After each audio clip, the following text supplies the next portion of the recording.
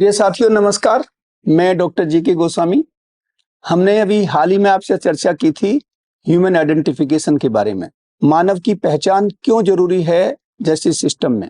तो उसी की चर्चा को आगे बढ़ाते हुए आज हम आपसे चर्चा करेंगे फिंगरप्रिंट क्या होते हैं, क्यों है महत्वपूर्ण फिंगरप्रिंट हमारी जस्टिस सिस्टम में, किसी व्यक्ति की पहचान को कैसे स्थापित करते हैं हमारे अंगुष्ठ छाप।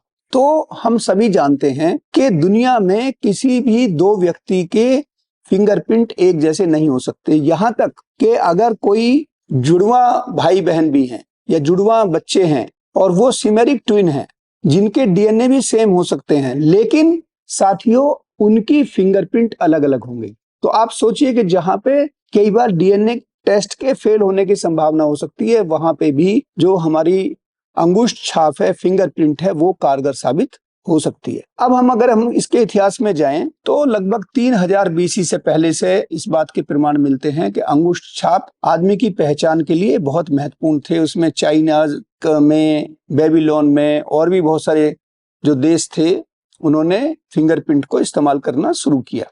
लेकिन इसका क्रिमिनल जस्टिस सिस्टम में अगर हम भारतवर्ष में देखें या और देखें तो वो मुख्य रूप से 19वीं शताब्दी में उसका ज्यादा प्रादुर्भाव मिलता है। और सर विलियम हर्शेल जिन्होंने 1858 में फिंगरप्रिंट को पहली बार इस्तेमाल करने का दावा किया कि हम ह्यूमन आइडेंटिफिकेशन में, क्रिमिनल मैटर में इसका प्रयोग करेंगे। एक और नाम आता है 1892 में फ्रांसिस गाल्टन, बड़े फेमस वैज्ञानिक हुए हैं। इन्होंने फिंगरप्रिंट नाम की एक पुस्तक लिखी जो बहुत चर्चित हुई। भारतवर्ष में 1897 में कलकत्ता के अंदर, जिसे हम कोलकाता बोलते हैं आजकल, वहां पे फिंगरप्रिंट ब्यूरो बनाया गया। और आप जानते हैं कि कोलकाता पॉलिटिकल सेंटर था। 1911 से पहले जो ब्रिटिश इंडिया की जो कैपिटल थी वो कोलकाता में थी, जो उस समय जिसको कलकत्ता बोलते रहे होंगे। तो वहां पे फिंगरप्रिंट ब्यूरो बनाया गया।